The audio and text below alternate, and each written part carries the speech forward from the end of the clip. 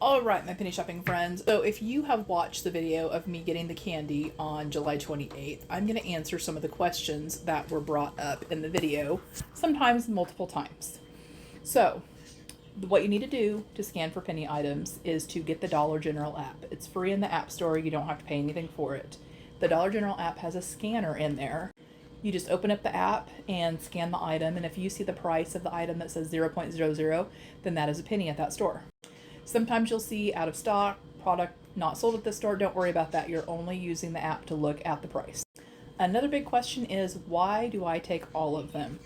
Dollar General is required to sell the items to penny customers if they find them on the shelf because they have something called the Dollar General penny policy. And in the policy, it states that if a customer finds an item on the shelf, then it does have to be sold, but they're immediately supposed to go find the rest of the items on the shelf and take them off the shelf so no one else gets to buy them. It's actually in the policy word for word, just like that. So if you want to see it, go look it up. So if I go buy one of the chocolate covered peanuts and leave the other 5 there, the employees are supposed to immediately go and pull the rest of them, take them in the back, and honestly, probably food stuff they're just going to throw away. So what am I going to do with all the items? Well, they're mine. I actually can do anything I want with them. I can throw them away myself if I want to. These are going to be donated. We've already given a bunch of them away. The rest of them, my husband's going to take to school with them and let the kids have it. Another question I've been getting a lot of is, where do you find the Dollar General penny list? Myself, other creators like Crazy for Couponing, Penny with Denise, Crow's Chatter, Peggy Saves, Christie's Connection on the Tube, a lot of creators post the penny list. And this is just when we have a known penny list. A lot of the candy, actually, in fact, all the candy that I got in the video yesterday were all surprise pennies. And what is a surprise penny? We'll go to that next. A surprise penny is something that was not put into an email or a memo and sent out to stores. These are 49 items yesterday that went to a penny that the stores didn't know that they were supposed to pull. And we find those by having creators like Rollout Savings and Super Sunday Sweep that literally go through and scan all the UPC codes in Dollar General. Do you know how many there are? There's a lot, let me just tell you. They scan all the UPC codes until they find items that say 0.00, and then they share with everybody else what those items are so we can go out and look for them. Now, if you're like me, candy and toys start looking all the same after a while.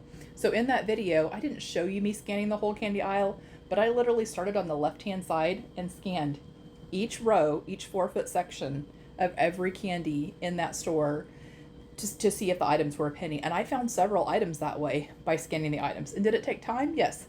I did not go run in there and leave in 10 minutes. I was probably there for 30 or 45 minutes. So I make these kind of videos so that you can see the real in-store product and know what to look for when you go to your store. There are 21,000 stores in the United States. So I'm buying them at one store. Now you can go out to your local store and you can look for them too. Rules are, 1, don't talk to the employees about pennies. You don't walk into the store and say, hey, where are your penny items? No, this is like a scavenger hunt. You need to go in and find the items on the shelf yourself. If you find them, you can buy them for a penny. If the employees find them, then nobody gets to buy them. Rule 2, be nice to the store, the employees, and other shoppers. You're going to leave the store as clean or cleaner than you found it. You need to be respectful and kind to the employees that are there. And if there's another penny shopper there, you can share with them then. That would be the time to share, because we can equally split the stuff in the carts before the employees get them, and then we can both check out with our items. Sharing is not something you do when you're the only penny shopper there, because the second I leave it on the shelf, it's going to get pulled and thrown away. Or with some items, they do send some items back to corporate.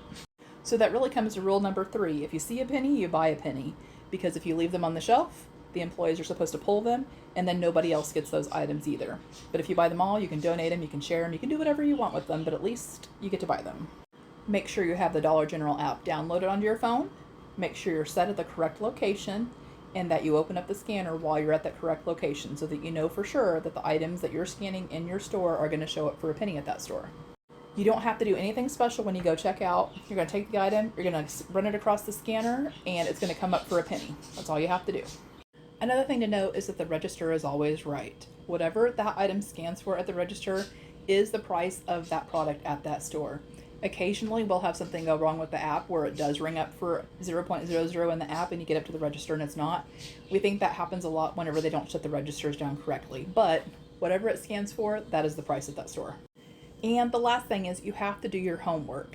It's not very easy just to walk in a Dollar General store and start randomly scanning items. You have to have some idea of what is going to be a penny that day to know what you're going to scan, because the Dollar Generals have thousands of items.